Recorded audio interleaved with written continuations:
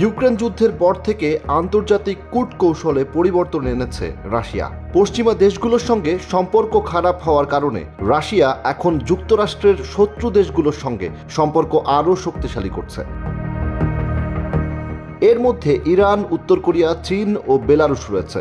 2022 সালের ফেব্রুয়ারিতে ইউক্রেন আক্রমণের পর রাশিয়া ও যুক্তরাষ্ট্রের সম্পর্ক তলানিতে পৌঁছে। ফলে রাশিয়া নতুন কৌশল হিসেবে ইরান ও উত্তর কোরিয়ার মতো দেশগুলোর সঙ্গে সম্পর্ক আরও বাড়িয়েছে। এই দেশগুলোও পশ্চিমাদের বিরুদ্ধে এবং তারা একে অপরকে সামরিক, রাজনৈতিক ও অর্থনৈতিক সহযোগিতা দিচ্ছে। ইরান ও রাশিয়ার সম্পর্ক সামরিক খাতে আরও দৃঢ় হয়েছে। 2022 সালে ইউক্রেন যুদ্ধের পর রাশিয়া ইরান থেকে ড্রোন কিনে ইউক্রেনে ব্যবহার করেছে। দুই দেশ যৌথভাবে সামরিক প্রযুক্তি ও প্রতিরক্ষা খাতে সহযোগিতা করছে। পাশাপাশি তাদের বাণিজ্যিক সম্পর্কও বৃদ্ধি পাচ্ছে, বিশেষ করে তেল ও গ্যাস বাণিজ্যে। ইরানের প্রেসিডেন্ট মাসুদ পেজেশকিয়ান মস্কো সফর করেছেন। এই সফরের সময় তিনি রুশ প্রেসিডেন্ট ভ্লাদিমির পুতিনের সঙ্গে বৈঠক করেছেন এবং দুই দেশ একটি কৌশলগত অংশীদারিত্ব চুক্তিতে স্বাক্ষরও করেছে। এই চুক্তির মধ্যে বিশেষভাবে প্রতিরক্ষা সহযোগিতা আরও ঘনিষ্ঠ করার বিষয়টি অন্তর্ভুক্ত রয়েছে। রাশিয়া এবং উত্তর কোরিয়ার সম্পর্কও শক্তিশালী হয়েছে।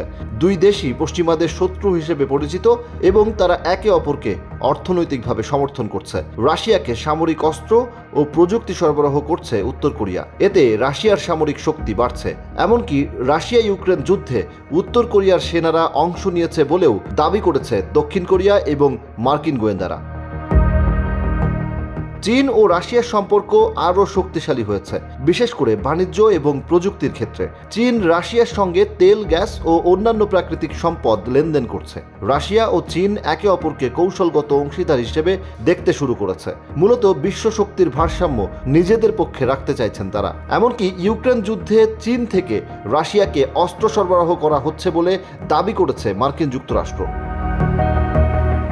বেলারুশ রাশিয়ার কাছ থেকে সামরিক সহযোগিতা পাচ্ছে। ইউক্রেন যুদ্ধের পর দুই দেশ একসঙ্গে সামরিক কার্যক্রম পরিচালনা করছে এবং বেলারুশ রাশিয়ার প্রধান সহযোগী হয়ে উঠেছে। রাশিয়ার সঙ্গে এই দেশগুলোর ঘনিষ্ঠ সম্পর্ক পশ্চিমা দেশগুলোর জন্য উদ্বেগের কারণ হয়ে দাঁড়িয়েছে। যুক্তরাষ্ট্র ও তার মিত্ররা মনে করছে রাশিয়া ও তার শত্রু দেশগুলোর সম্পর্ক বিশ্ব নিরাপত্তার জন্য হুমকি সৃষ্টি করবে। বিশেষ করে ইরান, উত্তর কোরিয়া ও চীনের সঙ্গে রাশিয়ার সামরিক সহযোগিতা বিশ্ব রাজনীতিতে অস্থিরতা তৈরি করতে পারে।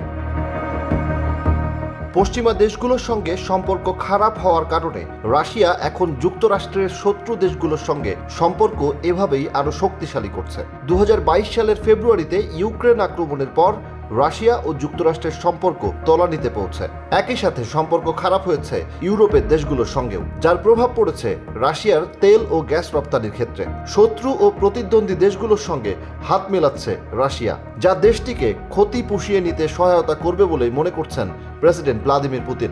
যদিও পাল্টাপাল্টি এমন জোট পরিস্থিতি তৃতীয় বিশ্বযুদ্ধের সম্ভাবনাকে আরও উস্কে দিচ্ছে বলে মনে করেন আন্তর্জাতিক সম্পর্ক বিশ্লেষকরা।